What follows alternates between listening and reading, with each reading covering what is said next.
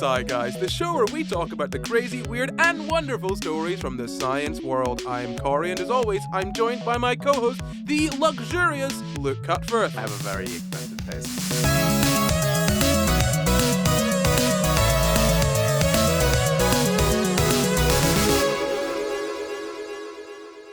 This week we're talking about free funds and pseudo-socialism, but first, we have a wee review. Oh, I know what this is, but where's the wee review from? This one comes from Apple Podcasts. It's 5 stars, and it says, an amazing podcast, part of my daily schedule. It goes on to say, Luke, I love your podcasts so much. I discovered them about a month and a half ago, but I listened to the pod to go to sleep while getting ready in the morning and sometimes to just relax. I very much like how you talk about science that isn't about science. As a science lover myself, it's great to apply it to what I see every day in the world. And then a small, smiley face. It's a colon and then a D. A D? That's a big smiley face. A very This large person's smile. Very happy with our podcast, and I'm very happy with your review. Thank you very much. Well, I hope you're happy with this question, Luke. And the question is something you can answer on YouTube or on Spotify, or if you're not on either of those places you're listening, you just need to do this one thing, which is overthrow the government, replace money with notes. And the notes are your answer to the question. Just write your answer on the notes, and that will be money.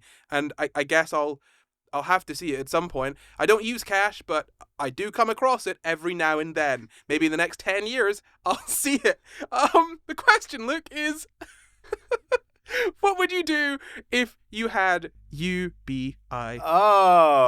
Broadly what I do now. I'm very lucky to do something I really enjoy, a series of things I really enjoy. Oh, this podcast. Yeah. Yeah, you enjoy it. Yeah. You do. Yeah, I'm not just here against my will. You really, really enjoy it. Yeah. So even if I were to unlock all the doors and let you out and see your family, you would stay and you would do the podcast? Oh, well, let's not get ahead of ourselves. With the UK and another cost of living crisis facilitated by myopic, misanthropic, or outright malignant politicians and caused in part by disgustingly greedy corporations artificially inflating prices, now might be a good time to have a peek at what science has to say about free money, otherwise known as UBI. I wrote that. Sounded smart, didn't it? It did sound very smart. You did that without AI as well. No AI, just this. Just I. Wow. The brain as the... not the point, Luke, not the point. The point is that we're talking about UBI today, and I have another question for you to answer. This one is, what is UBI? I've got a definition already, of course, but how would you describe UBI? Okay, so it comes in various different forms, but broadly I would say that it is I also come on various different forms. I'm not allowed to go to the post office anymore. Okay, well, UBI, if you can contain yourself for 20 seconds, I would say broadly is like a payment that you receive probably from a government that is designed to give you generally just your absolute basic needs for free, like without any sort of necessity. You don't have to do any work for it. And it's sort of coming in, especially when the world is potentially transitioning to artificial intelligence, taking up a lot of the jobs. And everyone would get it. It's for basic needs, and it is an income. It is a source of money for you to use. Yeah, that's pretty much what I would have described UBI as, before I had a look into this episode. And no, I'm not saying that in terms of, actually you're wrong now that I've learned things. What I mean is that's a sort of very, I don't want to say simple view, but UBI can be broader than that, even though what you've described is literally what the words universal basic income should mean, right? So this isn't sort of an indictment of you insofar as it's an indictment of people who stretch the definition of UBI to something that is not UBI anymore. It's like saying, I don't know, a living wage that isn't actually a wage one can live on. It's like people that do things like that. That's what I have an issue with. But let's go through UBI, get into a bit more of what it actually is. So the IMS say that universal basic income is an income support mechanism typically intended to reach all or a very large portion of the population with no or minimal conditions. Those brackets there are doing a lot of all or a lot of them with no conditions or some maybe some conditions, But to be fair, some of those conditions could be something like you are a resident of this place, sure, or you're not a billionaire, There might even be the similar sort of conditions we have now where you have to have an address, for example, which is very difficult for people who don't have an address and sort of stops you getting the help that you actually kind of do have a right to. Yes, no, look, you're absolutely right. It's really difficult as well to sign up to lots of things with that address. I think a bank account is difficult to get with that address. Like, even like a credit card, not that that's a good thing or something you want to have. And if you don't have an address, it's difficult to that. GP, right? All of the, like, you need to have a place that you live to be able to engage in society. And if you don't have a fixed address, yeah, you're right. It could be really difficult to get things. And UBI, especially if it's coming through the government, would also probably have those things attached. I mean, you'd need, like, unless it's cash in hand, which is a really difficult thing to work out. You'd need to have some kind of bank account or something along those lines to receive any. It. Yeah, Yes. exactly. As we've kind of talked around, though, there are a bunch of different ways of implementing UBI, and different methods could have different results, and the definition is very, very broad, potentially too broad, as I've kind of alluded to. So, lots of different things can be grouped together under the banner of UBI. Do you have any ideas of like different ways that you could sort of implement UBI? Determine who receives it, or providing it by certain means. So other than, for example, just transferring money to people, you could have something like food stamps. Okay. They have this in Norway, for example, where there's a way of you getting you get like a special charge card that has a certain amount of money on it that you receive each month, but you're only allowed to spend it in a sort of grocery store setting. You can't, and you can't get it out as cash. So that's one way I suppose you could implement it, like putting restrictions on the types of thing you could spend your UBI on. See, to me, I would say, and this is me personally, I would say that wouldn't necessarily fall under UBI because it's not really sort of income then. Do you know what I mean? That it's almost a voucher, right? To me, I would say that UBI would pretty strictly have to be money. Right. Without sort of conditions, like here is money. But what I'm talking about more is sort of, you said payments, so it could be a one-off payment, right? So when you reach adulthood, when you're 18, here is a one-off payment. It could be sort of consistent payments. Here's a monthly payment or an annual payment, right? So different sort of different ways of providing it, by which I mean sort of like, one-off or in annually or weekly, monthly, anything like that. And determining who receives it as well. Do you have any idea like how different ways of sort of figuring out who gets UBI? Well, without breaking the word, the U part, universal, I don't know. No, because you wouldn't necessarily have it as income based because then it's not universal. And you might have it as age based so that you only get it once you're 18. And if you're lower than 18, maybe your parents get a bit more or your carer gets a little bit more, like a child tax credit that we have now. But no, I don't know other than that. Yeah, so I mean, that's the thing as well. The word universal there, one would imagine it means everyone, but if we go by the definition of it being sort of, not necessarily everyone, but mostly everyone, it could be categorical. So this is a group of people, and here is a universal basic income for this group of people. So people, oh God, I don't really know any category of person off the top of my head. Adults. Yeah, but more, you could even be more specific than that, like you could look at a group of people in your society, and you're like, this group of people need a leg up.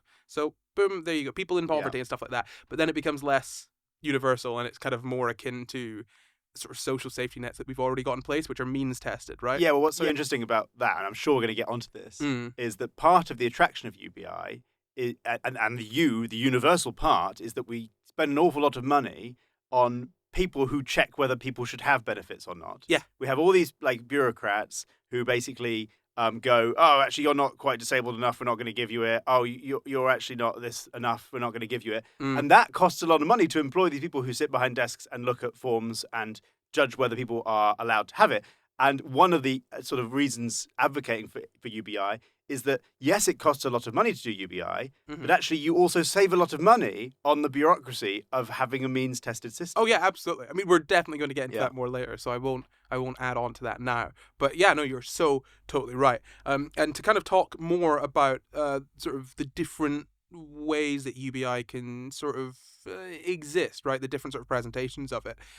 You could have one-off payments, tax credits, as you've said. Do you know what negative income tax is? Have you heard of that? Yeah, well, that's similar to sort of tax credit, I suppose, which is like when you pay your tax, if you have some credits in some form, then your tax bill comes down. Yeah, so I think the way that I've read that it works is you've got a line, let's say, this is the sort of minimum amount. Yeah. Or the average amount, right? And below that, so the people above that line pay income tax, and the people below that essentially get paid. Oh, yeah. Okay, so that would be like, so right now in the UK, for example, we have about a £12,000 cutoff, where the first £12,000 you don't pay any tax on Yeah. it. And so that would be that if you earned, say, because you can see that as, say, a £2,500-ish tax credit, right? Mm-hmm. So if you imagine that you actually paid tax on all your money, but on the first 12,000 you didn't pay any tax, Mm-hmm. you can see that the government's kind of giving you £2,500 tax refund. And so the way If you're a simp, you can look at it that way. Yeah. Sure. But and then you could imagine that, okay, if you earned £8,000, well, you've still been allowed that £2,500 tax refund, and so they give you the difference back. You maybe get £500 back. That's a way that can be implemented. Kind of like that, absolutely. And then categorical, we've kind of already spoken about, like sort of a different sort of broad categories of people, and they're not necessarily means testing. Just being like, I don't want to say this, but like all black people, there you go, UBI for you. Not Sure. that is something that would or should be done, but I'm just pulling an example out of thin air. Yeah. Let's not dwell on it too much. And then there's participation income, as it's described, which I'll get onto in a second, right? But it's quite an interesting concept. But according to the IMF, two common traits characterize and differentiate universal basic income type programs from others: universality, obviously, or very large coverage of individuals in society, and unconditionality, or very broadly conditioned provisions. So the idea here is, we've got kind of social safety nets already. We've got benefit systems both in the US and in the UK and in other countries, one would assume, but I don't know that much about them, man. Who knows? Germany? Probably. They probably have that there. Sweden? Maybe. Norway? What did Norway? You know about Norway, Luke. Do they have a social safety net there? I don't know much about Norway. I've been once. I think they have very good social provisions. You went there once and you didn't sort of fervently sort of research their welfare programs? No, funnily enough, I didn't. They have they have high taxation and a very sort of equal society. So everyone's kind of doing all right. For example, the average wage in Norway is something like 40-something thousand pounds equivalent. So it's about double our average wage. But then things are more expensive and tax is higher. Mm-hmm. But generally, more people are doing fine in Norway than other countries. Yeah, and they probably don't have their fuel companies jacking up the prices just because they feel like it. And their supermarkets doing the same because they can get away with it. Well, actually, the fuel is owned by the government. So they have a big state-owned fuel company. That's why they're so rich. It's because they found loads of oil and they still have a state-owned fuel company. Everyone, when you go to Norway, if like 50% of the people you meet, you go like, "Where do you work?" And they're like, "Oh, I work for the state-owned fuel company." I can't remember the name, but like literally everyone works for the state-owned fuel company, or at least in my experience. Like, I love that also in this scenario they're saying it in English, which yes, they absolutely they would. worked for me when I was in Norway because I only knew like 2 sentences in Norwegian, and they're all brilliant in English. I knew how to say "Du den beste for seg i verden," which is "You are the best person in the world." Oh, and they always did you hear that often? No, but I said it to other people. They always said. I hope no Norwegians you met are watching this, and they're like, "Oh no, this strange red man that I found. He said it to everyone. I'm not special. You've just ruined several people's." No, they normally reply to me, "Du er den beste for seg i verden." You're the worst person in the world. And I said, "Jeg er en man." I am a man. Yeah, no. There are obviously different sort of welfare programs across different countries, but the key point with a universal basic income is that near enough everybody, if not everybody, just receives it. So instead of sort of welfare programs that we've got now, wherein if you're below a certain income, or if you're disabled, or if you have children, the government's like, here's some money because those things cost more. Especially children. Oh, they cost a lot. Do you know what? I was looking to buy a few kids the other day. What? Carry on your story. And it was illegal. Oh. And a very bad thing and a serious problem, and so I didn't do it, and I reported them to the appropriate authorities. The children. Shut up. You've ruined this hypothetical, just like you ruined Norway. If you remember the sort of definition I gave there, universality, or very large coverage of individuals in society, or unconditionality, or very broadly conditioned provisions. That would be the sort of two things that differentiate universal basic income from another sort of program, like a welfare program or whatnot. And broadly conditioned provision could mean something like it only being provided on the basis of social participation to those who engage in society. So broadly, that's people who are in employment, education, or childcare. And I don't mean education or childcare as in they work in education or childcare. I mean someone who is looking after children that perhaps they have spawned themselves. Yes.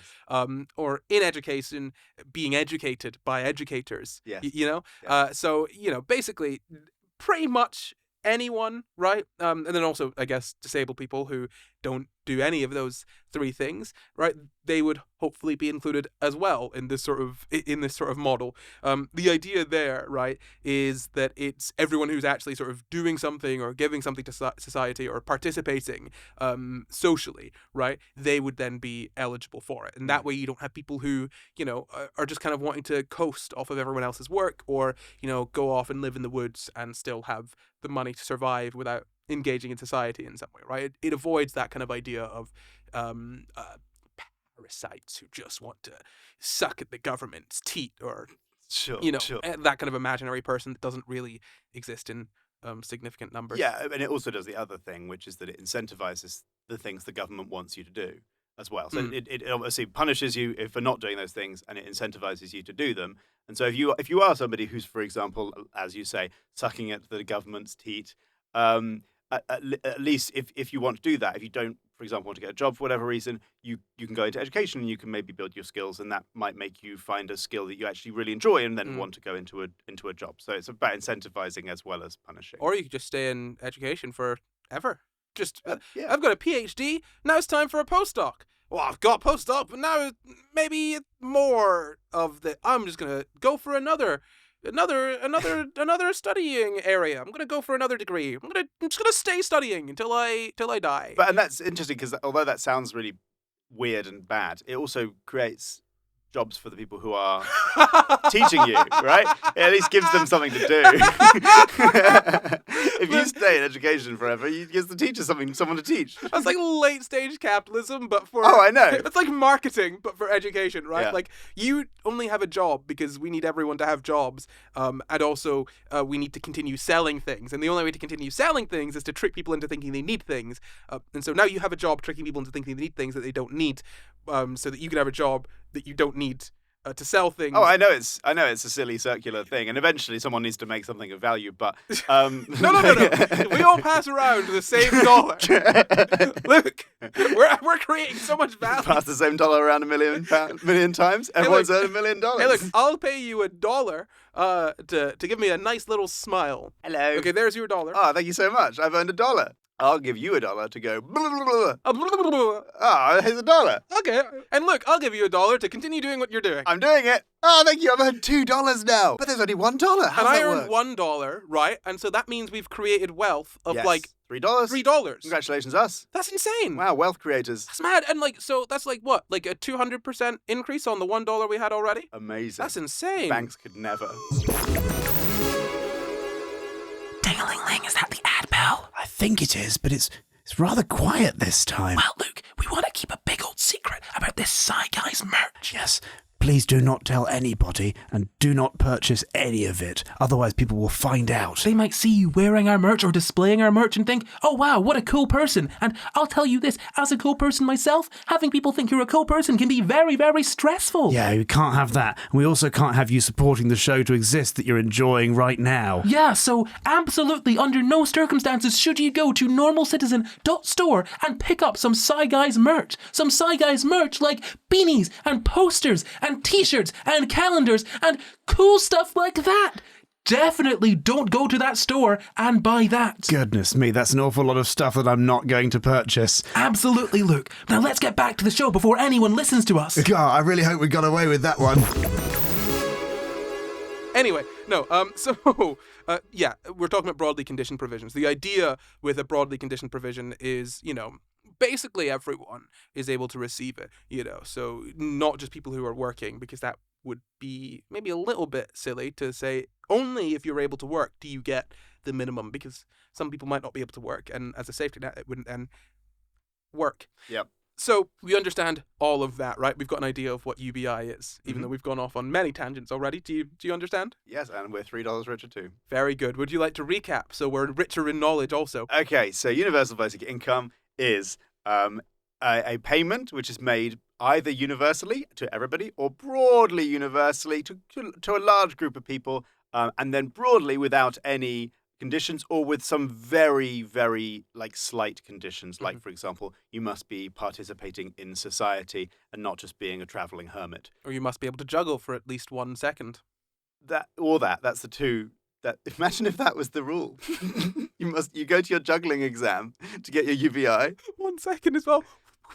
That's like the absolute, like that's like a parody of capitalism. It's a parody of the world. Can you juggle? If yes, money. The reverse kind of seems similar to the sort of things that they use to catch out disabled people, right? You know, to take away their benefits. Where they're like, I saw you juggling. I looked through your window and I saw you juggling for all of 1 second, which means you can't possibly be disabled enough to not be able to work. So go get a job or starve to death, I suppose. Oh, you took out your bins by yourself? But you said you found things difficult. Go work 5 days a week or die, I suppose. We live in a functional country. Anyway, shall we talk about the history of UBI? Do you know anything about the history of UBI? No, but for some reason, vibes-wise, I feel like it was like made in the 70s. I feel like someone came up with it in the 70s. That's like everyone's high, and everyone's like, wow, man, what if we just looked after each other? I wouldn't fault you for thinking that. I was going to say it's actually probably either a lot younger or a lot older than you'd imagine, right? I doubt anyone would really pinpoint the sort of exact time of it. And you got it very wrong. Great. There is a 7 there. It's the late 1700s that it was first suggested locally. Yeah, to the best of our Western knowledge. And that was by Thomas Spence. And then Joseph Charlier brought it to the national level in the mid-1800s. And that's when it was seriously suggested, but the general idea was kicking about for a good while before that. You know, the Basic Income Earth Network mentioned in an article on the origin of UBI that it was around the Renaissance that humanists started considering some kind of minimum payment as a way to help poor people. And as we briefly discussed in our Psych Wards episode, remember that one? The Psych Wards episode? Yeah. The poor, the disabled, and all of those lot. That sounds really bad. That sounds really bad. I'm just going to charge on through. At the time, poor people, disabled people, etc., they were pretty exclusively under the care of either the church or charitable individuals, and a lot of people point to Utopia as the sort of origin of the idea of UBI, Utopia being a book from the 16th century by Thomas More. So around about then, right, 16th century was when this idea maybe came about in this book, but like not really. I've got a quote here that kind of discusses why not really, so I'll read that out for you. Look, the inhabitants of Utopia all have access to adequate means of subsistence provided in kind, coupled with compulsory labour. This hardly qualifies as an unconditional basic income. Moreover, Moore insists that his finding these institutions fascinating enough to write down their description does not entail that he endorses them. The closest one can find to a serious proposal in that direction is to be found instead in part 1 of Utopia. Raphael Nonsenso narrates there a conversation he says he had with John Morton and the Archbishop of Canterbury. The provision of means of livelihood to the poor, he argued, would be a more astute way of fighting theft than sentencing thieves to death, which had the unpleasant side effect of increasing the murder rate. So that is all from a Basic Income Earth Network. You can find that linked below or wherever we put the links to all of the things that we used. Yes, I really hope that people who don't like UBI are jumping on the fact that the original guy who's talked about it as a guy called Raphael Nonsenso. Fictional character. Oh, okay. So the idea kind of maybe came about in the 16th century, right? You know, right about then, the 1500s. And it wasn't till 1700s, 1800s that it was kind of, suggested in an actual context for people to benefit from. We've kind of already spoken about the pros and cons of UBI, or the supposed pros and cons of UBI. You've kind of touched on one of them already. But do you have any other ideas for any arguments for UBI, why it might be better than means-tested schemes, for example? Well, there's a lot of pros, and I'm sure there are a lot of proposed cons as well. Pros, for example, would be that it frees people up to like pursue things that they actually want to do, because so many people are trapped in jobs that they might not be interested in doing. But they need money to survive. Exactly. And so, yeah, the government is threatening them with ultimately death all the time. Like, if you can't pay this, then you'll go, or at least prison all the time, right? That is the punishment of prison, starvation, exposure, those. Exactly. Yeah. And so there may be people who are in a job that is not necessarily perfectly linked to how they naturally would want to be. And there might actually be somebody who'd be more suited to that job who also can't get there because they're trapped in their thing, right? Mm-hmm. And there's also a bunch of studies which basically show that this is quite effective as well, which I'm sure we're going to get onto as well. Have you got any more pros that you've suggested? Yeah, so you suggested earlier on, you mentioned the administration issue, right? The sort of admin load. So I'm going to just quickly recover that because what we didn't necessarily talk about is admin bottlenecking the process. So you spoke about how these admin costs, trying to figure out who gets something can cost a lot of money and take up a lot of time, and that's a lot of resources that we could divert elsewhere. Totally true. But also the admin stuff, the bottleneck that I just mentioned, that can stop people from getting benefits that they're supposed to get. And, you could look at it in the sense of, well, there's just so much and we can't get through all of it. That certainly does exist. There's also the more evil, shall we say? Yeah. I'll be very charitable and say the more evil element of just hiring people to not let people get benefits. Hiring people to go and look through people's windows, dig through their bins and whatnot, to double check that they're disabled enough to not have to work. And then if they find any evidence that maybe they are able to do something for any amount of time, they'll make sure that they're no longer considered disabled enough to not have to work and put a disabled person to work when they're not able to. So there's that aspect of it. There's the aspect of if you want to get a personal independence payment, PIP sort of thing, in the UK, if you've got any kind of disability and you want some money from the government to help you get by because your disability costs you extra money. For example, like even ADHD, right? There's costs that are incurred with that where it's like, I've bought a lot of food. I can't cook the food. Oh, the food's gone off. I forgot about the food. I bought this. I broke it. I forgot. I broke it. All of people are going to complain about this. People are like, oh, just be more responsible. Be blah, blah, blah, blah, this, that. Why should I have to pay for your disability? Shut up. That's why you have to pay for my disability. I didn't fucking choose this. So why do I have to pay for you being old, huh? You're going to be disabled when you're old. Everyone's got to pay for that. Like, we're fine paying for disabled people when you call the disabled people old. Old isn't a thing, okay? It's just disabled. Old and disabled are the same thing. It's just we can predictably say that most people are going to be some level disabled at this point in their lives. And so we're like, okay, well, we'll deal with that. Disabled people are the same as old people in that context, right? Like, they deserve the same. They deserve the same. It's just because old people weren't disabled for a while. Shut up, okay? Shut up. Anyway, Luke. I would also say that one possibility is like reduction of crime. Yeah, that is a suggested one. Yeah. Why would that be? Well, because I think we can all agree that some crime, at least, is motivated by the fact that people don't have enough.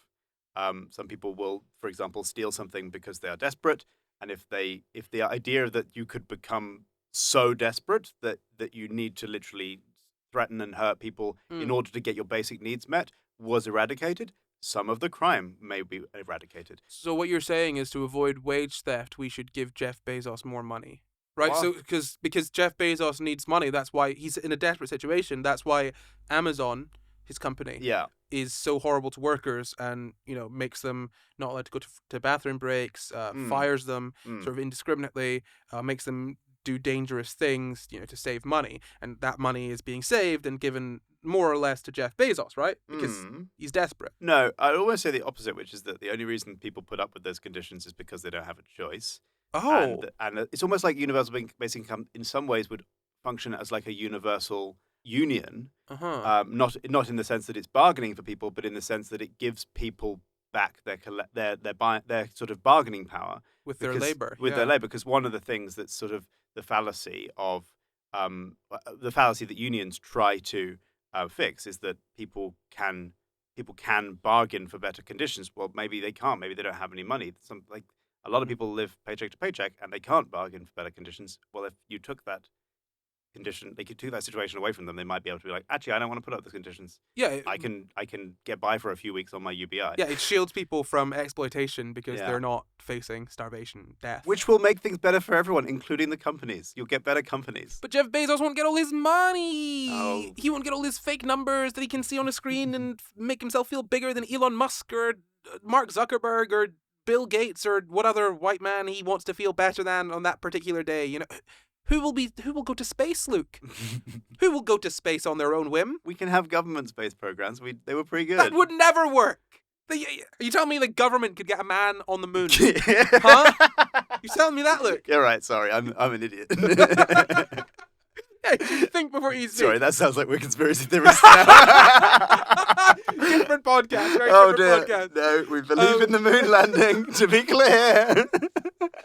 You tell me that a government, Luke, could make it so that the trains don't cost an obscene amount and are actually relatively good. You saying a government could give us decent public transport? Is that what you're trying to say? Sorry, I'm not being that ridiculous. Come on, No, Corey. no. Okay, good. Because that would be absolutely. You It's say only the private sector that could do that, Corey. exactly. Just Yeah. like the private sector is the only way that we can have affordable energy for all of our homes, right? Precisely. Yes. Thank you finally for putting the words into my mouth.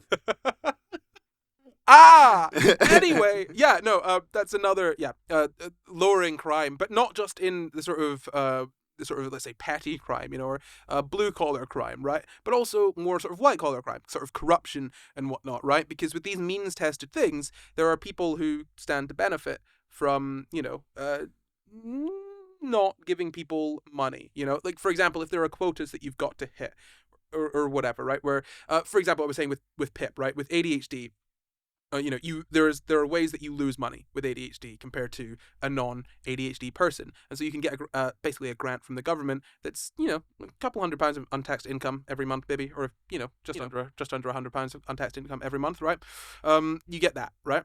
But to get that, you've got to call up and speak to someone and go through a whole process, and it's lengthy and it's not a good thing to make disabled people do. It's a relatively difficult process. And at the end of that, and this is just for people with ADHD, right?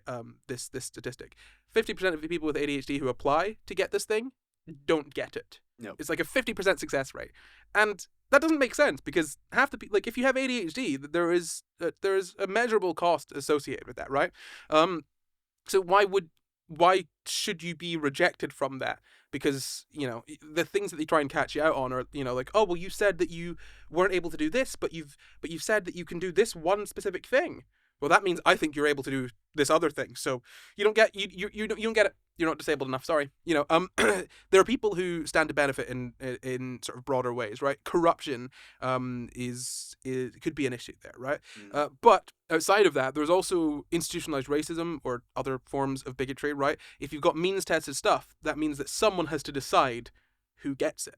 And if that someone is racist, they can wiggle things a little bit to restrict people who need to get like who should get something, who deserve access to something from accessing it, right? So you could have people that are kind of stalling the process for people of color, or you could have governments who are like, okay, well, the way to do this is to send in a form, and the only way to get this form is from the post office, and it's not accessible, it closes at certain times, all of that sort of stuff, right? Like there are all these sort of different ways of not necessarily stopping people from being able to access something outright, but just making it so difficult that most people won't do it. It's like, have you seen Nathan For You, which I don't think you have seen? You have seen one episode of it. Anyway, it was with me.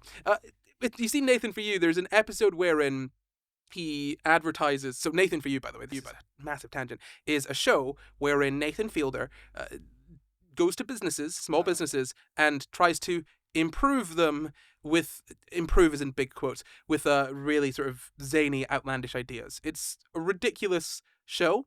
It's somewhere between sort of a reality show and almost a prank show, except the joke is on kind of everyone. It's not the point. Anyway, one of the things that he suggests is, if you're a gas station, right? Make the gas like half the price of everyone else. And he's like, I can't do that. And he's like, yeah, no, make the gas half the price of everyone else. Then people come in, they fill up their tanks, and they're like, okay, I want my gas, it's half price. And he's like, yes, it is half price, but it's full price right now, and you get a rebate, right?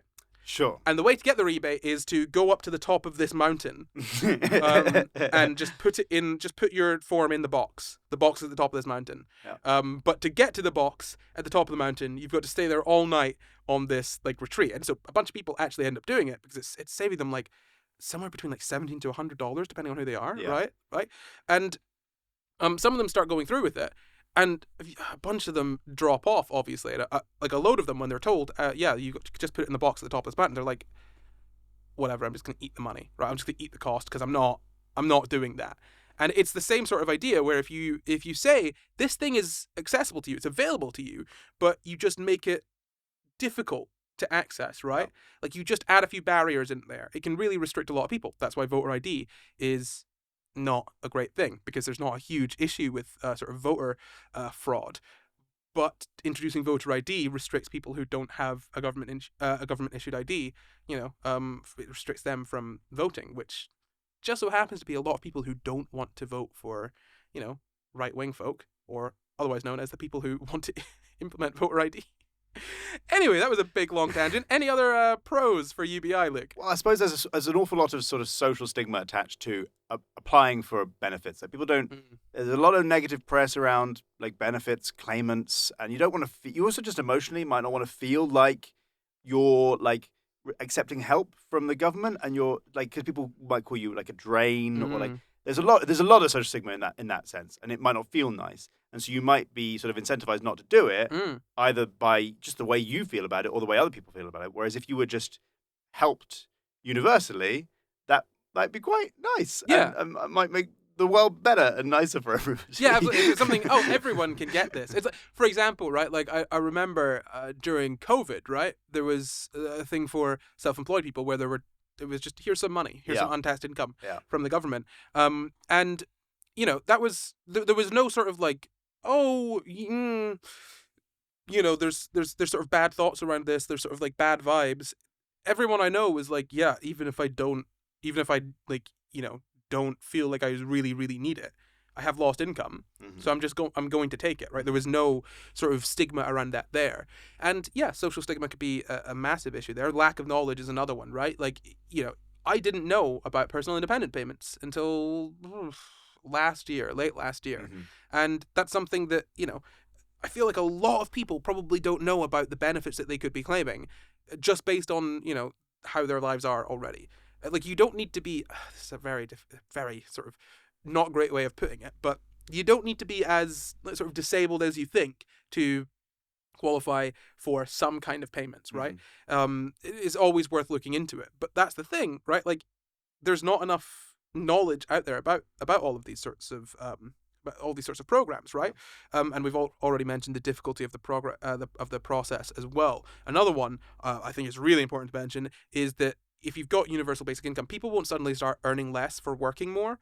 Have you heard of that sort of situation where you're on benefits, or you've got some kind of welfare payment, right? And that's conditioned on you not being able to work, or not being in work, or working under a certain number of hours, or anything like that. Now, if you go over a certain number of hours, if you make a certain amount of money, then that payment just comes out, right? Yeah. But then you've lost more. You end up losing money, right? So, for example, let's say you're on a £50 payment, right, every month, and if you earn more than £100 every month, I don't know why I'm doing month. Those numbers are very, very low. Let's say a £500 payment, and if you earn more than £1,000 a month, you lose that £500 payment, right? Yeah. So you always want to be earning £1,000, right? Because then you're getting £1,500. Yep. As soon as you earn £1,001, you're earning £1,001. So if you earn £1 more per month, you lose £499. Yeah. Right? And I actually worked with someone in a bar who was like, I have a maximum number of hours that I work every week, because if I work any more than that, I lose, like, they would lose benefits that they had. They had a couple kids as well. It's like, you could say, oh, well, you're a drain, you should work more, blah, blah, blah. It's not possible for them to necessarily work more, right? Yeah. And why would people be incentivized to work more if they're going to be worse off for it? Yeah, we usually have some pretty good, some fairly good ways of dealing with this. So, some of the benefits in the UK, at least, for every pound you earn, you get 33p less or 50p less. So you're still ultimately incentivized to work. Now, there may be examples where that's absolutely not the case, and it's really bad, and it just drops off, in which case it's poor system design. You've just done there's no incentive. You're incentivizing people to do less and to take more. That's a stupid system. Yeah. Just objectively a stupid system. And that's definitely the case. It may be the case in the UK, and it's definitely the case in other countries that it is like that. And that's just bad. It's not actually done in such a way that it's going to incentivize people to work or help people out of poverty or do anything sort of terribly useful other than keep people just right in the line, really. Yep. And yeah, like all of that can kind of fall under what you were mentioning towards the beginning of just the admin load, the load of sort of the bureaucracy and all of that sort of stuff, right? If we were to just say flat payment to basically everyone, you wouldn't need to be having people sort of double check. Oh, is this person claiming the right amount, or are they getting the right thing, or like, oh, they didn't get their payments because somebody made a mistake and blah blah blah. If it's just everyone gets it, it's a much easier process, much easier, right? So those would be the arguments for. Do you have any idea of the arguments against? Yeah, and there are some. Mhm. The first one, which is relevant to what you were just saying, is that if you, at the extreme, if you went, okay, we'll just scrap benefits completely and just give everyone a UBI, and we'll not have any of this bureaucracy, well, then you get the opposite problem, which is that there are people with additional needs that do require their needs assessed so that they get more money. Like if they need to have, for example, my granddad was very disabled and they had a shower, like a special shower put into their home, or they had a special car that had to be adapted to allow his wheelchair in it. You need to have that. Yeah. So you still need to be able to assess people who have greater needs than the basic income and give them more money, as we currently do, to adapt their life. Can I just say that's actually really interesting, because that wouldn't necessarily be an argument against UBI. That would be an argument against having UBI and scrapping everything else. Do you know what I mean? Yes. Like that's Yes. not an issue of UBI in and of itself. That's saying UBI doesn't completely solve all social problems. Which, Sorry, yes. No, Yeah, don't yeah. apologize. It's more like a I'm not. counter to the. It's a counter to the argument for UBI Yeah. that we could reduce bureaucracy, which we obviously still could reduce bureaucracy. It just might not be reduce it to zero. No, absolutely. And I'm not having a go at you there No. at all. I just think it's really interesting that, if you pick out one of the arguments that people will often give against UBI, because I'm sure you're not giving that as an argument yourself for why you don't believe in UBI. No. But yeah, no, as an argument against UBI, it's not actually attacking UBI in any way. It's just saying, oh, well, it's not enough. It's the same as sort of arguments against veganism, right? Where it's like, yes, veganism may reduce whatever, but have you seen how much water almond milk uses? Yeah. Have you seen how much water soy uses? Yeah, still less than cows. You know what I mean? Like, it's not perfect, but it still works. Yeah, no, carry on though. Okay, so let's attack UBI directly then, is what you're saying. So on the economic side, one of the most important things that sort of, not so much a government, but for example, a Bank of England do, which we are currently living through at the moment as we're recording this, which is sort of the cost of living crisis, inflation, and the Bank of England raising interest rates in order to combat inflation, is that the Bank of England need to, in economic terms, sort of maintain demand for the currency. And if you sort of detach the currency from value, right, from sort of like an exchange of value, right, so you're giving the money out, and you're not getting anything in return, there's no transaction going on. The fear, I don't know if this is true, I don't know the research, but the fear is that you're reducing the perceived value of work, you're reducing the perceived value of the pound or the dollar or whatever currency you're doing, and you might create inflation. Depending on how you fund the UBI, you can fund it through taxation, and then fine, you're not going to fuel inflation, but you might fuel sort of inflation in wages, for example, because people now want more money because they've already got their basic needs met. So they're like, well, if I'm going to go to work, I need to have my lifestyle increase much more because I'm already fine without doing any work. There's a few things in there, but the main one I would say that's the thing that we need to pay attention to is the inflation of the pound and maintaining demand for the currency in a world where at least some of the currency is given out for free, sort of universally. That's not something that can't be done. I'm just saying it's something that has to be managed. No, yeah, absolutely. I think as well we need to be quite clear that universal basic income, UBI, right, in I would say the sort of purest sense or the sort of best case scenario, right, is paying for all of one's basic needs, which is housing and food and all of that sort of stuff, right? So it's not necessarily that much money. It could be, I mean, like even $1,000 a month is like, for the UK, that's that's a fair bit. Like $1,000 a month can probably do you, like, depending on where you live, almost definitely not in London, but $1,000 a month can do you, most of your basic needs, right? Sorted, right?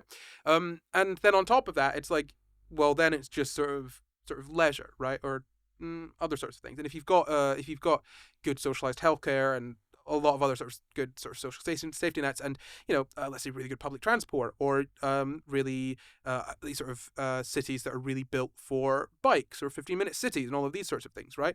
You would see sort of things you want to spend money on decreasing, right? You wouldn't have people wanting to buy or needing to buy expensive cars if they don't need to drive anywhere all that often, and public transport is actually really good, and actually it's really cheap to get a train from one end of the country to the other, so I don't really need to get a car because it would be a less convenient option, right? If you have all of these, so in a utopia, in a perfect society, these kind of a lot of those problems might fall away, right? Where it's like, oh well, actually, if I'm going to work, I'm going to need more money, because I don't know how much I sort of buy that people would be like, yeah, actually, now that I'm not under threat of not being able to survive, you need to pay me much more money to get me to do anything. Do you know what I mean? Like, wages would increase, maybe, probably, but I think only to a point where they're fair.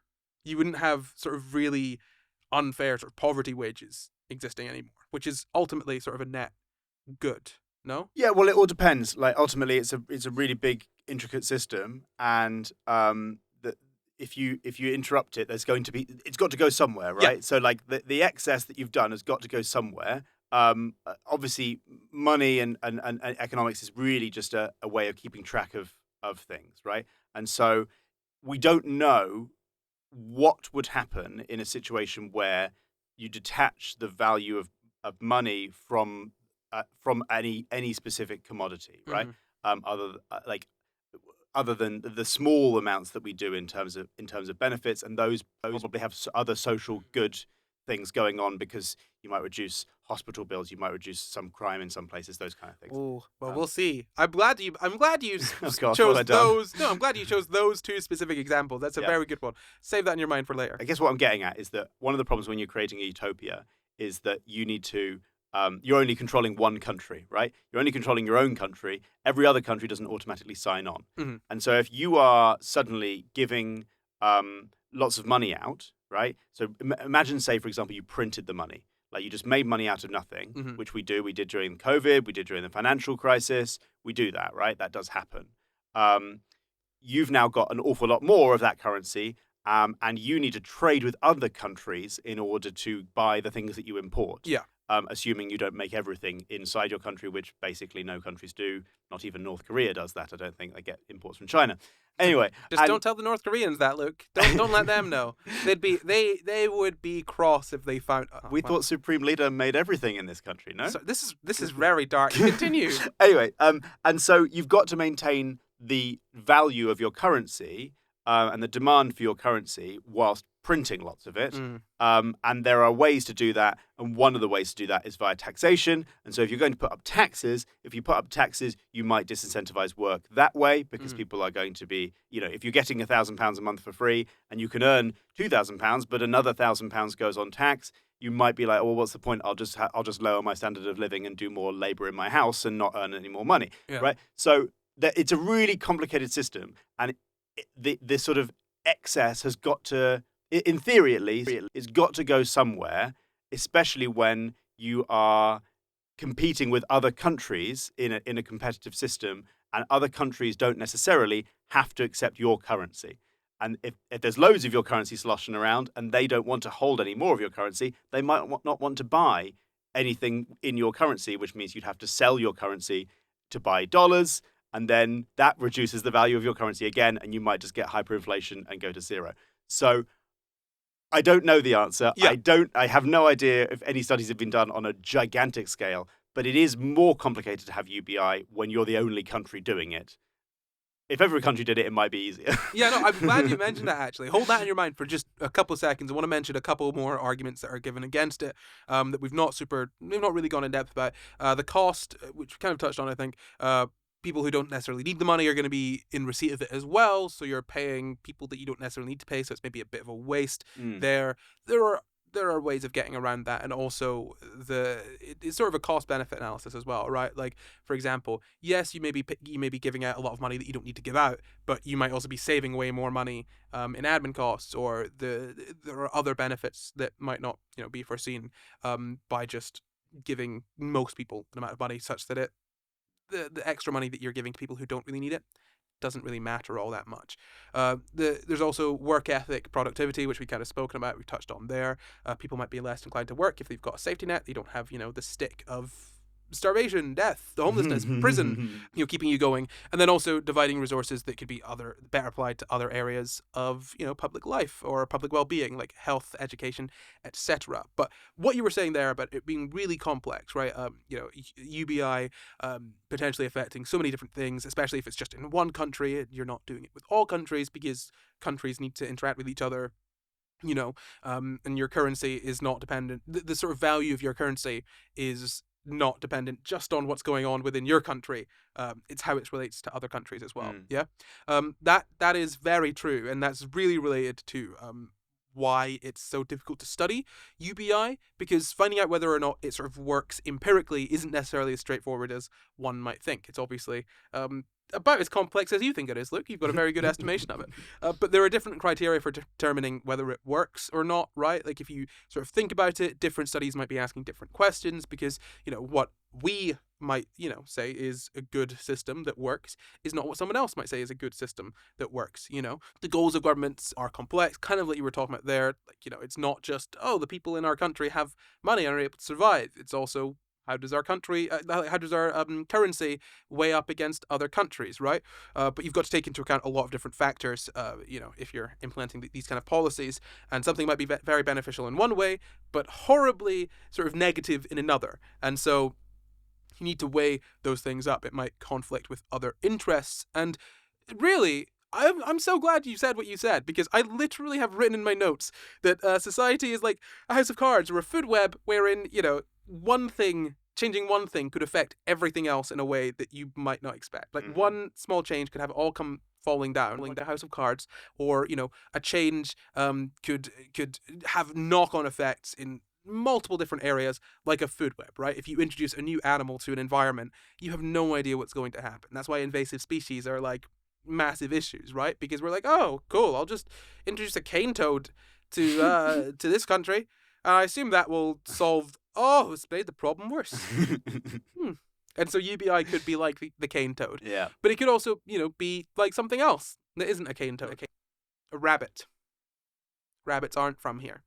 There you go. It's also important to note and recognize the difference between different countries, low income, middle income, high income countries, right? Like the effects of UBI are going to be very different, and the costs of UBI are going to be very different depending on the sort of general income of the country. So I've just got a quote here from the IMF. Typically, policymakers face trade-offs along the following key dimensions: coverage at the bottom of the income distribution versus leakage to richer households, generosity of transfers versus incentives and economic distortions, such as those related to the decision to enter the labour market and the number of hours worked, fiscal cost versus alternative use of scarce fiscal resources.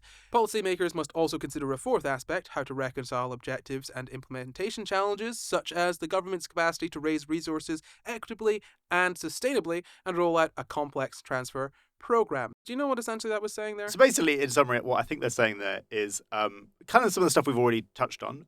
Firstly, how do we make sure poorer people are getting it and we're not just giving a bunch of money to rich people who don't need it? Yeah. How do we make sure that people still want to do some work and don't massively reduce the amount of hours that they work?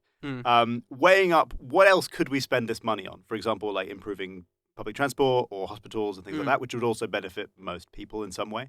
And also how to raise the money in a way that's fair, rather than, for example, what sometimes happens is just taxing the middle class to hell, not taxing the rich enough, and giving the middle class people's money to poorer people, and then the rich people just stay rich. What? That happens? They would do that? No way! That's and also unbelievable. like how the hell to build such a complicated system.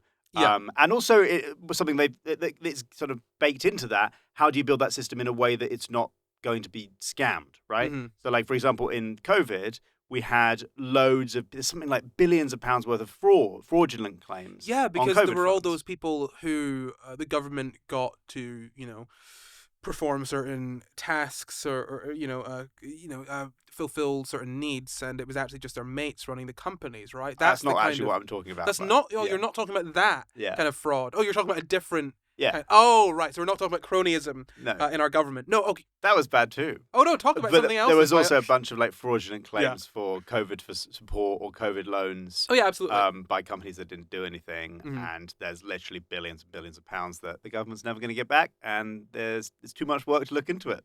So that's how you design your system so it's sort of resistant to that sort of fraud. We can which is waste hard. billions on something like that. Why can't we just solve homelessness? Yeah, that would. Yeah. I mean, if you're going to take a gamble and do that, like, why don't just solve it? Just do it. Well, Corey, we did solve homelessness for a bit during COVID. Yeah, oh, yeah. I forgot that we could just do that. Oh yeah. I forgot that we could just do that. I forgot that that was an option the entire time, and we're Yeah. just we'll save it for when there's a pandemic, and we really, you know what I mean? This is like when you're playing a video game, right?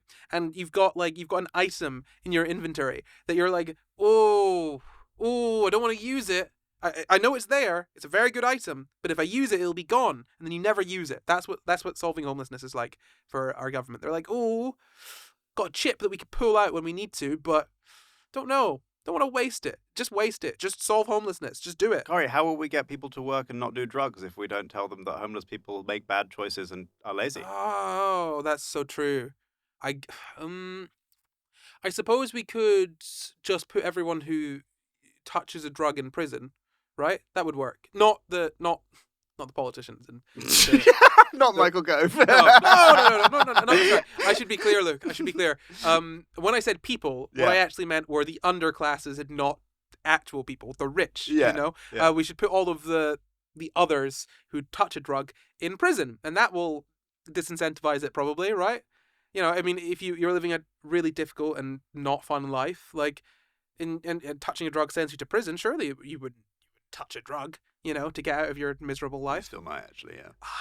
God, we really don't understand people, do we, Luke? We really don't.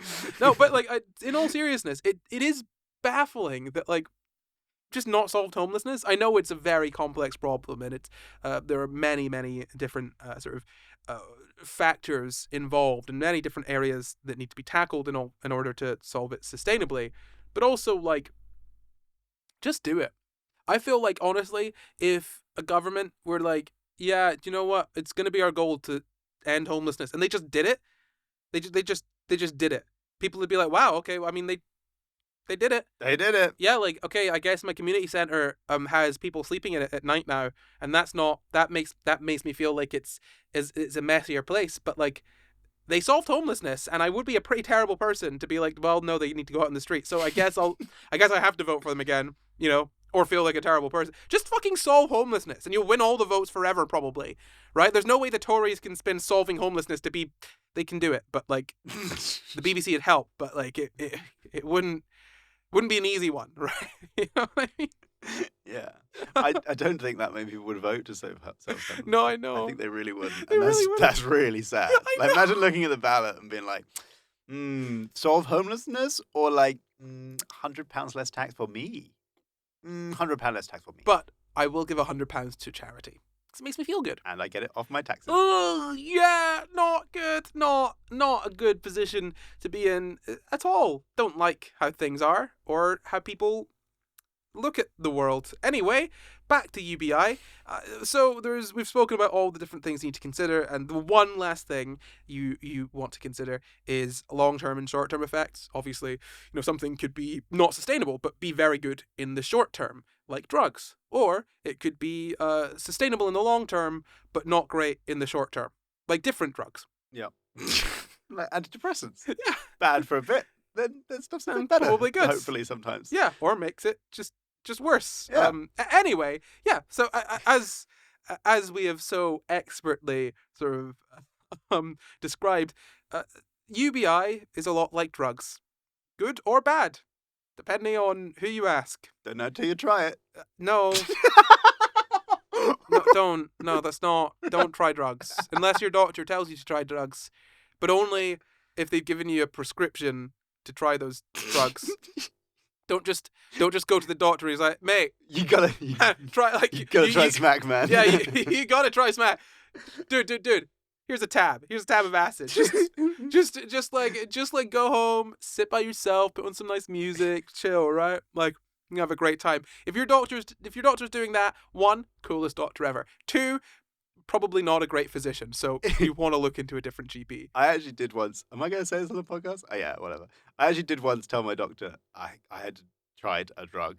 I think I can't remember. I had caffeine. Please don't be mad. That's what Luke said. And the doctor was like, "Was it fun?" I was like, "Yeah." He was like, "Cool." That's a genuine thing that happened. You telling this actually?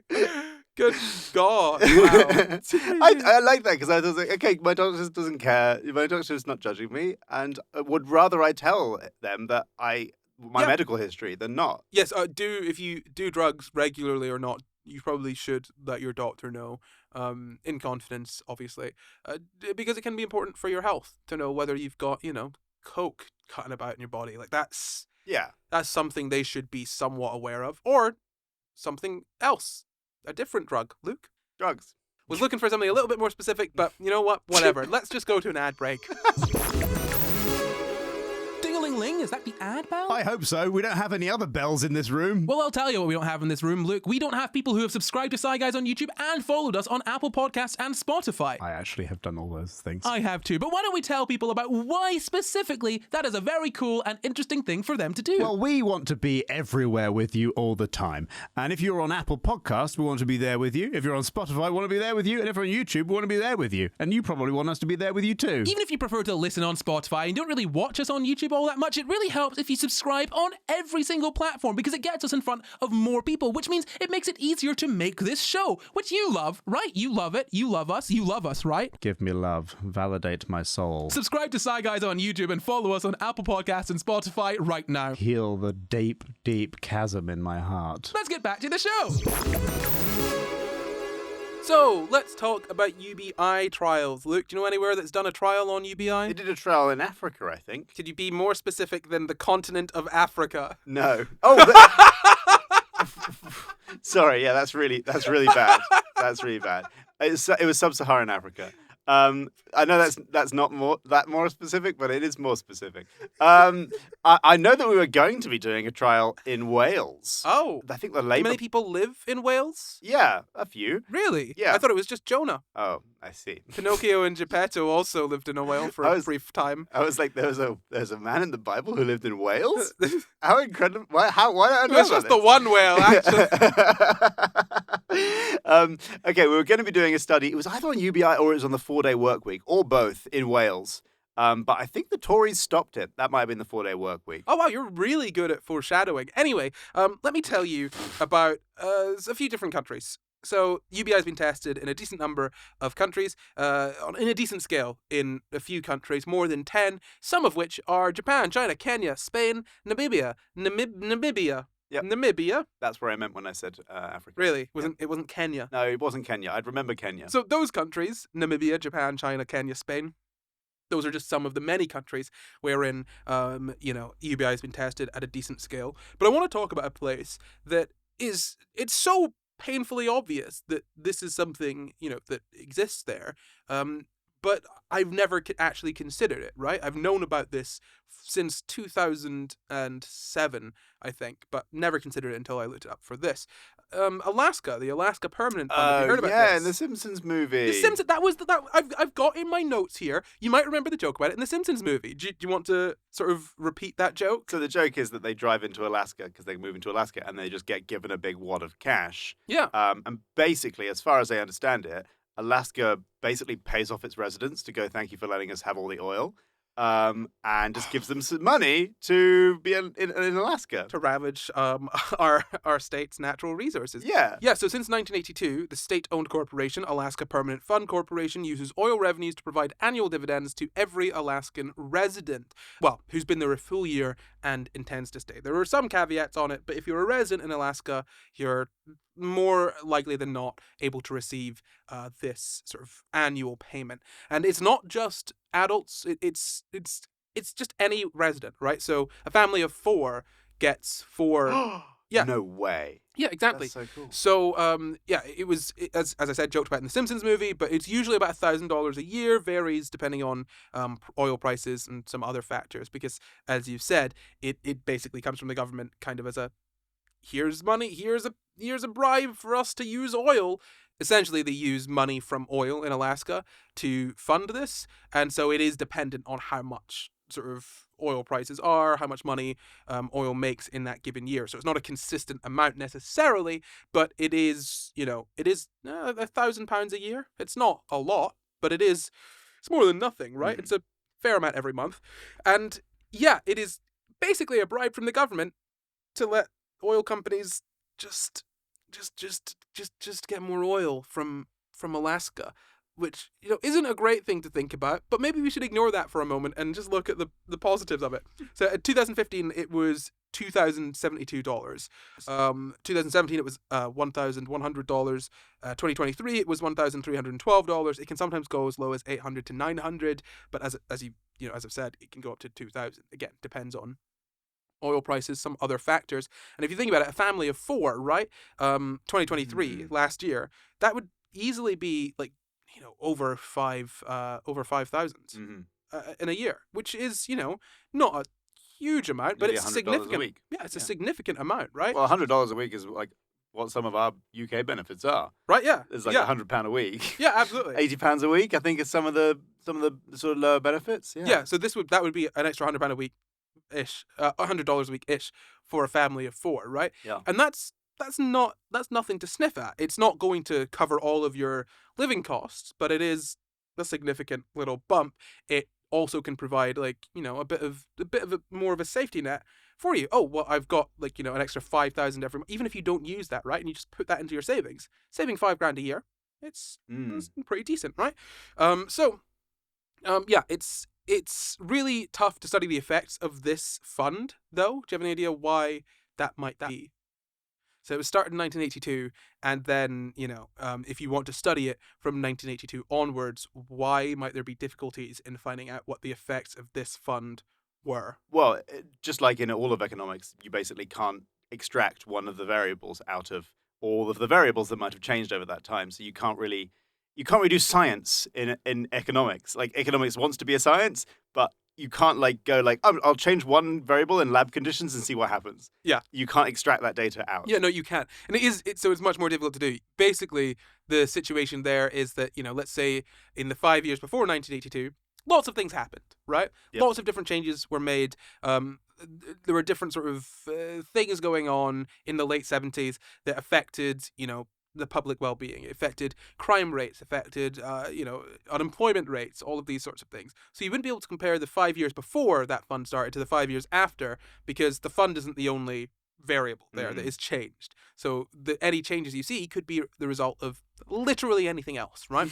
And so what they do is you also can't just compare it to different states as well, right? So you wouldn't be able to compare Alaska to California, or Alaska to New York, or Alaska to Wyoming, or Idaho, or Oregon, or stop me. Go on. No, carry on. Carry on. This is great. Or Colorado. I don't know. Colorado. Yeah, that's a good one. Or Texas, or Mississippi, Florida. or Florida, or North Carolina. Oh yeah. Or South Carolina. Yeah. Or New York. I've said that already. Oh. Or Virginia. Oh yeah. Or Where West else? Virginia. Anywhere else? Or God, I don't know. Rhode Island. Or Anywhere you could compare it to? No.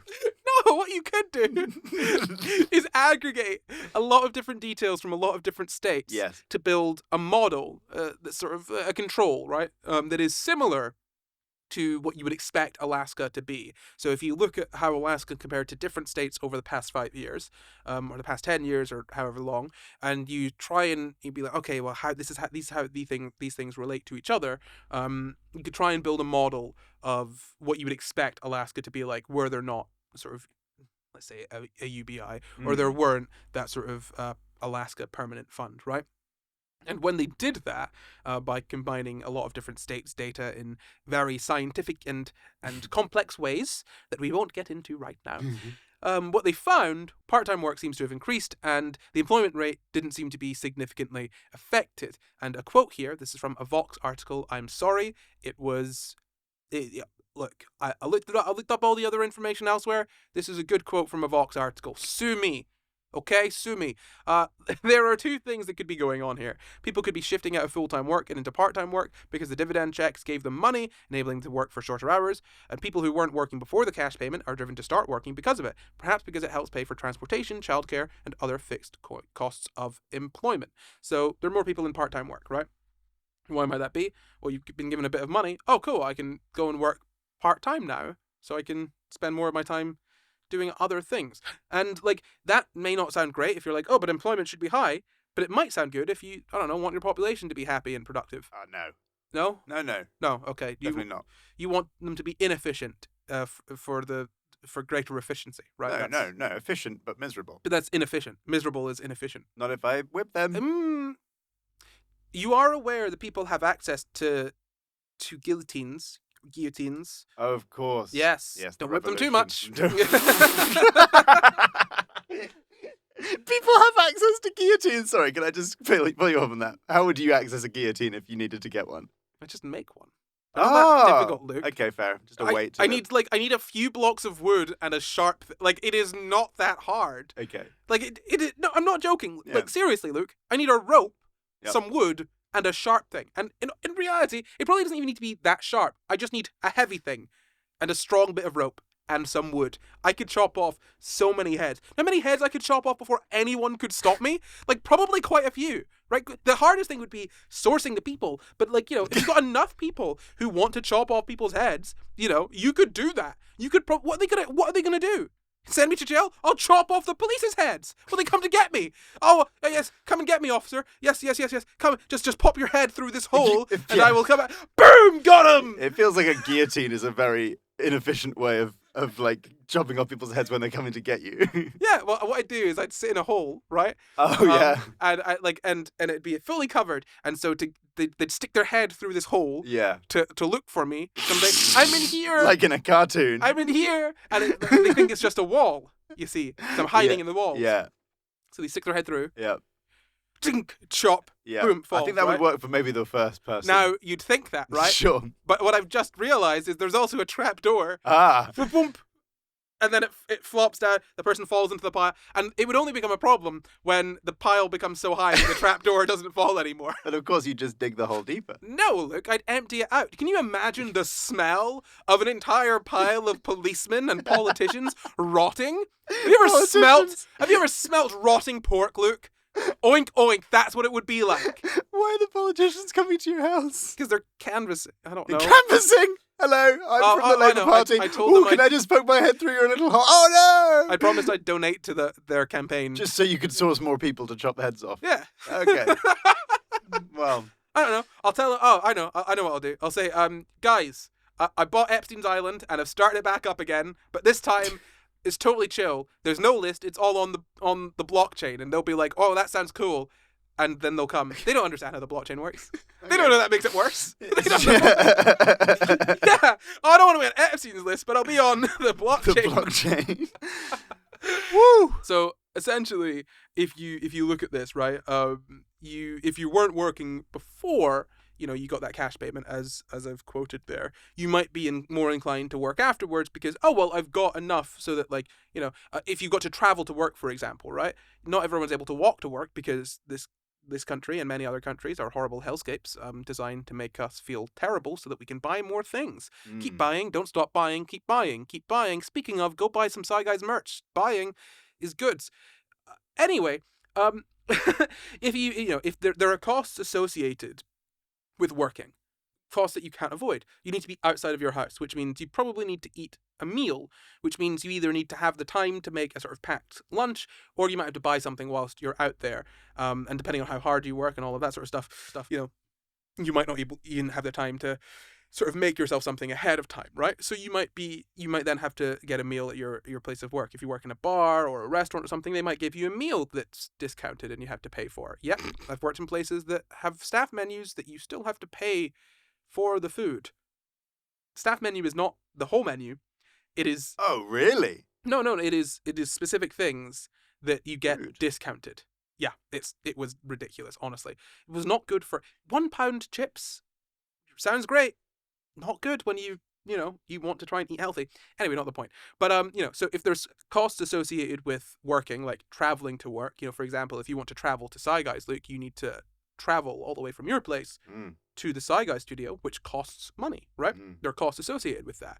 Childcare costs as well could potentially be a thing. And there's this thing called a cost benefit analysis, Luke. Have you ever heard of that? Yes. It's where you analyze Yes. Both the cost and the benefit. And you weigh them up. Does the cost justify the benefit? I will analyze. You understand cost benefit analysis better than anyone I've ever met in my entire life. Stephen Bartlett, who? No. So Welcome to Diary of a CEO. How did I do it? Cost benefit analysis. Yep, and I definitely didn't get lucky. I just worked harder than everyone else. Yeah. No luck whatsoever. If you're down on your luck, it's your own fault. Yeah, just work harder. If you're not a CEO, it's because you're objectively a worse person. Well, I always say. It is. Without provocation. He just says it. I've asked him to stop and he won't. He said it at his wedding instead of his vows. It was very uncomfortable. I do. Work harder than everybody else. Yes, I do. And if you don't work hard enough, it's your own fault. You got booze. Anyway, no, yeah. So it's sort of a cost-benefit analysis there, right? Where you look into it and you're like, well, hold on. I stand to potentially lose money from working, especially given how much it's going to affect. Like, for some people, the cost of childcare takes up basically all of the money they'd be earning if they went to work. So it makes more sense for someone to stay at home instead of pay thousands for childcare if you're only going to be making, thousands. It's like, oh, I'm either losing money or breaking even, right? It's not worth it. Whereas if you get that little bit of extra money, it might then become more worth it. So that's the USA, right? Alaska, kind of an interesting pilot for that. And it does seem to have worked, it seems to have benefits there. If we look at Canada, there was a program from 1974 to 1979 in Manitoba. So every citizen in a city called, or a town, a little sort of farm town called Dauphin, it's French, doesn't matter. DAU. Fine. Probably. I don't care. It's a place name. You can Google it, right? How I pronounce it is not important to the story. And we spent a lot of time on it, and we're continuing to spend time on it, and I'm going to stop right now. So they were given the choice of participating in a randomized controlled trial on UBI, every citizen in that little sort of farm town. So high school graduations increased, health seemed to improve, both mental and physical, hospitalization and doctor visits decreased. It was cancelled by Conservatives after 4 years. That's why I asked you to keep that in mind. Yeah. A little bit of foreshadowing. They do that. They do. And adding on to that, in 2017, Ontario launched a 3-year pilot program in 3 cities. It lasted until 2018. You have one guess as to why that was? Oh, did some Tories pull the plug? Yes, Conservatives did. Yeah. They did just cancel it. The reason being, Luke, I thought the Conservatives hated cancelling things. Luke, no, they hate cancelling. This is cancel culture gone mad. You're cancelling all these UBI trials. They hate cancelling transphobic authors, transphobic comedians, transphobic politicians, transphobic educators. Yeah. They don't like cancelling transphobes. They think that's rude and mean. They should be allowed to be transphobic. What if a bunch of transphobes ran a UBI study? It would never get cancelled. Simply implode, wouldn't they? Yeah, but then trans people wouldn't get the UBI. That's the trade-off. That's the cost-benefit analysis. So it's you. The you is like almost everyone, unless you're trans. Oh, transphobes. Oh. So, Conservatives cancelled it. The reason being is that they'd heard that it disincentivized participants from finding work. It also hadn't run long enough to have any usable data, but they cancelled it. Anyway, 4,000 low-income people were supposed to be supported for 3 years, but they weren't. I've got a quote here from the London Assembly. In September 2021, the University of Essex published research on behalf of the Greater London Authority, which assessed how COVID-19 had affected levels of financial hardship in London. Part of the research looked at the effectiveness of government measures to protect incomes, including universal basic income, during the pandemic. The research showed that introducing a universal basic income of £80 a week in London would decrease poverty by 5.7%, bringing 130,000 Londoners out of poverty. However, this would come at a substantial cost to the taxpayer, as it would be funded by a tax rise of 3 percentage points for each tax bracket. Why don't we just tax the rich a bit more and bring everyone out of poverty? Yeah, well, they control the government, so. But, just Well, you know. It's just you can have one house. Like, I think you should not be allowed to have a second house. Yeah, I saw a video online actually of it's like Politics Jail or something, with this person going around interviewing people, talking about whether they like the level of taxation they have. And this lady was like, I have 2 houses. I don't consider myself rich. I think that's what she said. I'm going completely off memory. But the vibe was not like, oh, I'm extremely lucky and I've got more than I need. The vibe was like, I only have 2. She's comfortable, yeah. I'm comfortable. Yeah, I have double the number of houses that one needs to live in. Realistically, more than double, because one person can share a house with another person. Perhaps 2 smaller people also. This is my polyamorous. This is my polycule. Me and my 3 partners. 2 smaller partners. They're just smaller, yeah. They're not children. No, they're. I see why you might have thought that, but no. I didn't think this that. Isn't a nuclear family. No, this is a this is a polycule. But no, yeah. I don't think you should be able to have 2 houses as long as some people have 0 houses. That feels unfair. Yeah, I think that's an okay rule. Yeah. If anyone's not got 1 house, you can't have 2 houses. Yeah, that's not enough house. I'm sure someone will be in the comments chiming in to let us know why it's actually really, really horrible to restrict people from having more houses than they need to live. What if they want to work in one part of the country and live in another? Tough luck. So, I mean, honestly, sorry, who cares? Like, I don't care. Well, but also we could just, if that is obviously the case that people do that, but we can make that more efficient. Like we can make it cheaper to rent places, for example. It would be more efficient for you to rent a place when you go across the country. Now, obviously, you might want to store your stuff. Blah blah blah blah. Yeah, cool. There are problems to it. Fine, but then the fact that there's always 1 house empty at any one time is also a problem. Yeah, that's also a problem. Yeah, and it's stupid. And yeah. Until people, we can have the conversation about needing multiple houses when everyone has a place to live, right? That's fine. I think we could put that off until then. Could you have a room in one house? Yeah, and the rest of the house is inhabited, and there's 1 room. I'm going to excite you so much. You're going to love this. Oh yeah, go on. Houses tend to have multiple rooms. Ooh. So you could in fact have a room in a house, but more than that, you could have multiple rooms in a house. Oh, goodness me. Yeah, right? That's so exciting. It's crazy. But no, you are right. Yeah, someone could likely just have a room in a house. Kind of like an Airbnb, but not terrible. Yeah.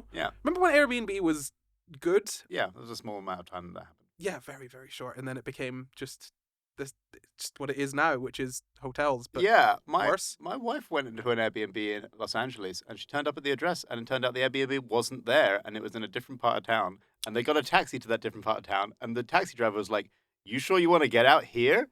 Are you this area is not safe?" And then we contacted Airbnb. They were like, "We don't care. There's no refund for you. The guy who owns it can give you a refund if he wants." If he wants, yeah. I was like, "What are you flipping? These are 2. There was 3 women in a country that they don't live in being driven to a place where the taxi driver was like, 'You sure you want to get out here?' And the address on the listing was in like this lovely area, and not cool. Yeah, no, Airbnb, contact me and give my wife a refund. That's crap. Your support were very bad. Honestly, yeah, like Airbnb are like that, and in LA, it's not a great place for Airbnb. I mean, it is. There are tons of them, but like, it's expensive and they will swindle you. Yeah. Anyway, moving on from that, yeah, the fact that poverty could decrease by 5.7%, 130,000 people in London could be better off, but 3 percentage points for each tax bracket. Why don't we just make it more percentage points for the higher tax brackets and none for the lower? I don't care. Okay, so that would be the London Assembly. That was their trial. Give Directly, that's a non-profit whose goals are to give cash directly to those in need. Rory Stewart, is it Rory Stewart? You know Rory Stewart? Yeah, the sort of Tory dude who's a little bit better than the rest. Yeah, he is now the head of the charity after when he was financial boy, however long ago. He was like, no, this is a dumb idea. Giving money directly to people in need? Stupid. I won't have any of it. Oh. And now he's apparently just become the head of the charity. I have no idea. Sorry, I shouldn't say charity, the non-profit. I have very little idea of this non-profit. I saw the head of it on Twitter. Seemed nice enough from a brief glance. And I looked at their about page very briefly. This is a study that was run by them. Well, not run by them. Run by 2 of the people who run the non-profit were involved in this study, but the operations of the sort of non-profit were separate from the study, right? So there's a potential conflict of interest there, because whatever, but like they were facilitating the providing of money to people. I think this was in Kenya, I believe. They were in Kenya. They were facilitating, giving the money to people in Kenya, but I don't think they were involved very much in sort of the study itself, if that makes sense. So go and look into it yourself. Take what you want from it. I'm not sort of endorsing this non-profit here because I don't know enough about them to endorse them. I'm just letting you know who ran this study we're about to talk about. So some researchers, along with the heads of the non-profit, as I mentioned, they're running a study. It's still happening, but they've released sort of preliminary data from it. So roughly 200 Kenyan villages were split between 3 groups and started receiving payment in 2018. The 3 groups are long-term UBI, so that's a 12-year basic income of $22.50 a month, which is $540 total after 2 years, with a commitment for 10 more years still to follow. Short-term UBI, 2-year basic income of the same amount, $22.50 a month, which is $540 after 2 years, with no extra income to follow, and then a large lump sum of a one-off $500 payment given at the start of it, so 2 years before the sort of current point that we're looking at this from, with no more to follow. So that doesn't sound like a lot, but if you're living below the poverty line in Kenya, that's less than $33 a month or $400 a year. So getting an extra, $500 over 2 years, $540 over 2 years is a significant amount, right? And so after 2 years looking at that, they found that they invested, they became more entrepreneurial, and earned more. This is all quoting directly. The common concern of laziness never materialized, as recipients did not work less nor drink more. So apparently the large lump sum and the long-term UBI were effective, but the lump sum let people make big investments, and so that was better in a number of ways, which this is a difficult thing, right? If you think about it, I would always have thought, you don't want to give people a lump sum. You want to probably give them just monthly payments, because if you give someone a lump sum, there's the risk of it just all going, like people who win the lottery and suddenly lose it all very quickly. But yeah, if you give someone a lump sum and it can go towards, a big cost, that does also make sense as well, right? Like if you give people a lump sum when they turn 18, it's like, okay, go buy a house now. Yeah, and it also might be just that people can afford to take risks, not necessarily needing the money to take the risk itself, but knowing that if the risk goes wrong, I'll be okay for a few weeks or a few months. Yeah, because I've got this money saved. It's not necessarily. Yeah, do you know what I mean? No, I don't. I mean, it doesn't necessarily pay for something; it just allows you to do something that might go wrong. Well, yes. When I quit my job a number of years ago now, quite a while ago, like 4 years ago now, during the pandemic. So yeah, almost 4 years ago, I had a few months of rent and bills, just money, just there as buffer, not to go to anything in particular, but like, okay, I'm making money, but if I stop making money for 2 or 3 months, I will be okay. You know what I mean? And like being able to build up that money, awesome. Like actually awesome. Did it through the job that I'm doing now, I think, was the the only reason I was able to do that, because I was working 2 jobs essentially. But like, yeah, having that sort of safety net there to be able to take that kind of risk is phenomenal, because if it wasn't for something like that, we wouldn't be able to be doing this right now. You know what I mean? Like we wouldn't be sat in this little studio with all this stuff, because I need to take. I wouldn't be able to do this if I had to work another job, right? So yeah, no, that sort of like safety net so that you can take risks, absolutely.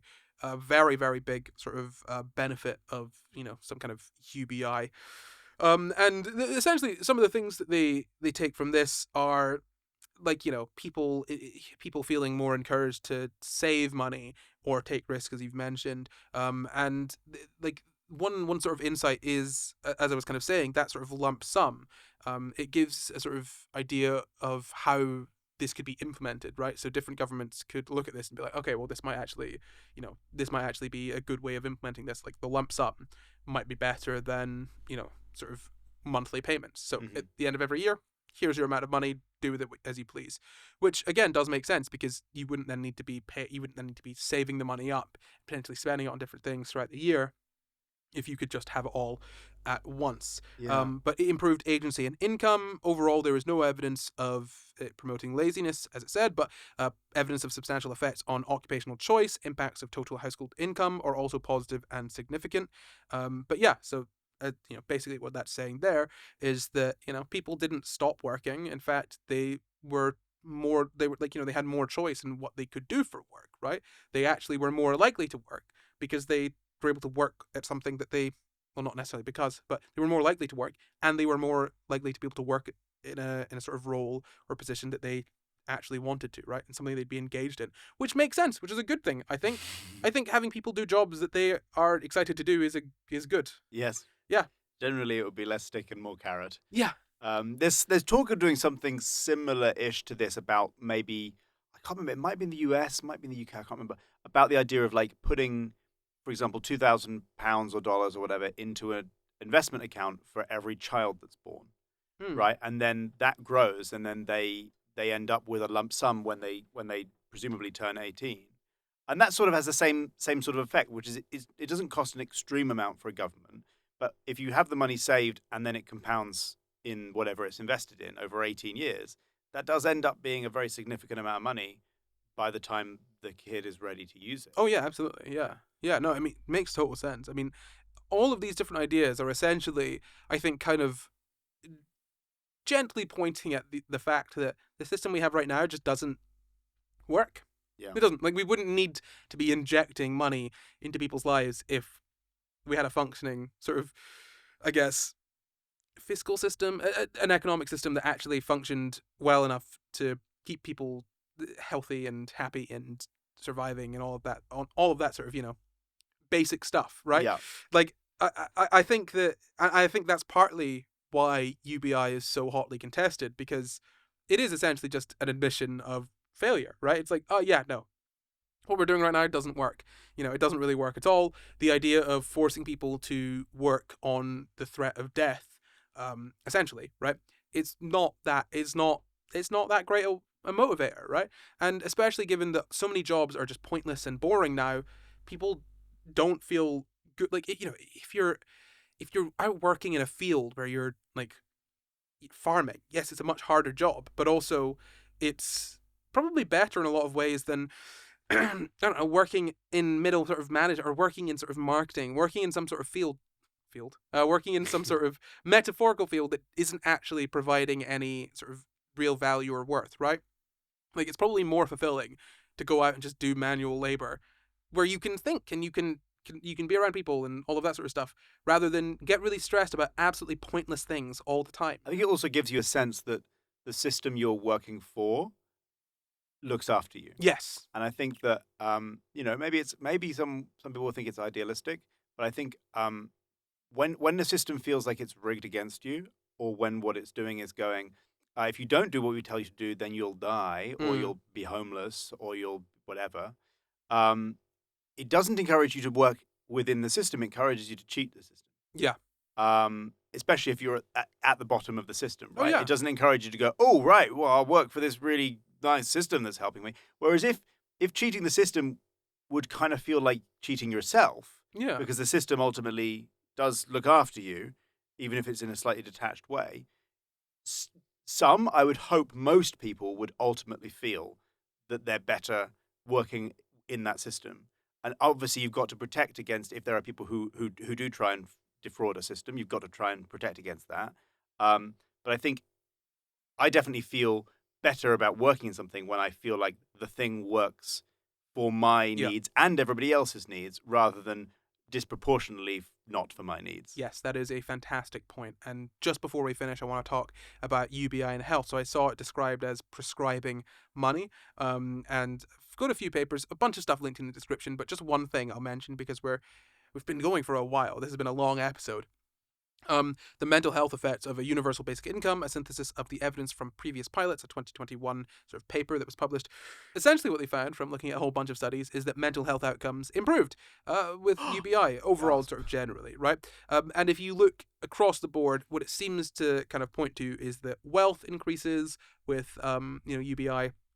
Health increases, both mental and physical, with UBI. It generally just, things are better off. The main argument against it would be the cost of it. But there are ways of doing it so that the cost isn't sort of huge. Like if it's offset by income tax or something along those lines. Complex stuff that I don't really need to think about because I don't need to care about that sort of stuff Sure. personally. But yeah, there are different ways of paying for it that can limit the burden to the taxpayer. For example, like Alaska, who just get the money from oil companies, and the burden is then on everyone for having a worse sort of environment to live in. But that's not the point. Ultimately, it seems that UBI is probably a decent enough idea, but it's really hard to get a grasp on how good of an idea it is because it's a difficult thing to study. So you can find sort of wildly varying results, particularly, from people who have a different sort of view of the sort of benefits and how they weigh up to the quite the literal cost of it, right? So yeah, it is a really complex subject, but I think you and I both agree UBI is probably a decent idea. At the very least to stop people from dying from no money. Yeah, and at the very, very, very least, the sort of general concept underlying UBI that it would be nice if we all looked after people, Yeah. and that some people being incredibly rich is not worth some people being incredibly poor and unwell. That's the general idea there. You can call us big old socialists, but that's the general idea under there. Look after people to a basic level. Yeah. That's socialism. I guess that's good. More like I guess- Luke Comrade. Yeah, Luke Comrade. So, last one. After the entire episode, what's your opinion on UBI? Do you think it works? I don't know. I don't know if Or do you think it works. might work? I think it might work, yes. Okay, good. I agree. And now it's time for the quickfire quiz. Dun dun dun dun! Universal Basic Income Edition. So the rules for the quickfire quiz are the same as always. I'll ask one question. That's one question between you and the audience. The first person to answer the question correctly after finish asking the question wins. What do they win, Luke? An unconditional payment from SCI GUYS. That's what we get. And we can barely afford ourselves. Thank you, patrons. So let's not give it out to anyone else. Thank you, patrons. Or we might actually die. All right, they don't win that. You win nothing. Just like what you get if the government joke inserted there. The question for you is, what does UBI stand for? Universal Basic Income. Ding, ding, ding. That is almost correct. It's not a universal basic income. It's universal basic income. I think I said actually. It's not a universal basic income. It's universal basic income. Not a double U. It's just a single U. Just like you used to be until you got married. Anyway, that's all from us. Before we go, we'd like to thank all of our patrons with an extra special thank you to executive producer Glitch Rabbit, and thank you for watching. You can find the full references for this episode down in the description. Subscribe for new episodes every Sunday, and why not leave us a nice wee comment? Support the pod at patreon.com/SciGuys, or you can find and contact us at SciGuysPod on Twitter, Facebook, Instagram, YouTube, and SciGuys on TikTok too. Or you can send us an email at SciGuysPod@gmail.com. That's SciGuysPod@gmail.com. SciGuysPod At gmail.com. You can follow me at NotGore everywhere. You can follow me at Luke Cuffworth everywhere. Good. Bye. Bye.